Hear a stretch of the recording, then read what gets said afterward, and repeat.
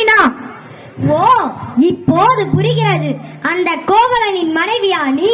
போதும் மன்னா, என் கணவனை இகழ்வதற்கு உனக்கு என்ன தகுதி இருக்கிறது?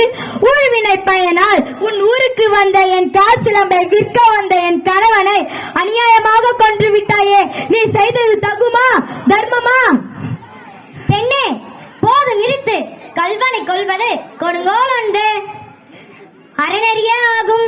இதை அனைவருமே அறிவார்களே, உனக்கு தெரியாதா என்ன? அறநெறி தவறிய மன்னனே தவிழ்ந்தவர்களுக்கு தண்டித்தால் தகுதிய மன்னனுக்கு என்பதை நான் அறிவேன். ஆனால் நீ கூறுவது போல என் கணவன் கல்வன் அல்ல.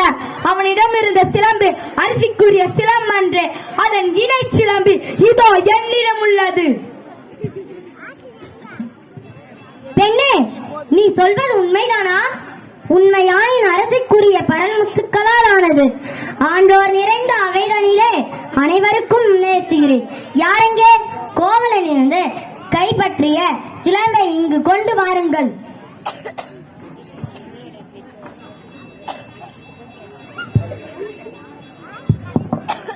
பெண்ணே, இதோ உன் கணவனிலிருந்து கைப்பற்றிய சிலம்பு.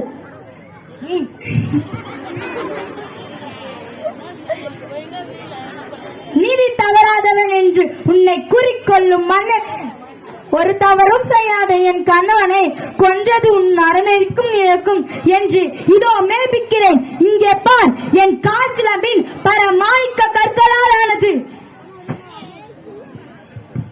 அரிசியின் சிலம்பு முத்துக்களால் ஆனது. இதோ மெய்ப்பிக்கிறேன். தவறிழந்து விட்டேனே, பிறர் சொல் கேட்டு பெரும்பிழை செய்தேனே. யானோ அரசன், யானே கல்வன். இதுவரை என் குலத்தில் எவரும் செய்யாத பழிச்சொல்லுக்கு ஆளாகிவிட்டேனே. இனிமேலும் வெண்கொற்ற குடை எதற்கு, செங்கோல் தான் எதற்கு? என் வாழ்நாள் இன்றோடு முடியட்டும்.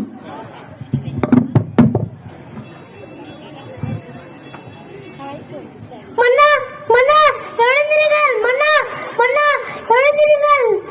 மன்னா, பாண்டிய மன்னர் தம் தவறான மழையை தீர்ப்பால் உண்டான பழிச்சொல்லுக்கு ஆளாகி இறந்துபடுகிறார். மதுரை மாநகரமே எரியட்டும், ஒழியட்டும், தீப்பற்றி எரியட்டும்.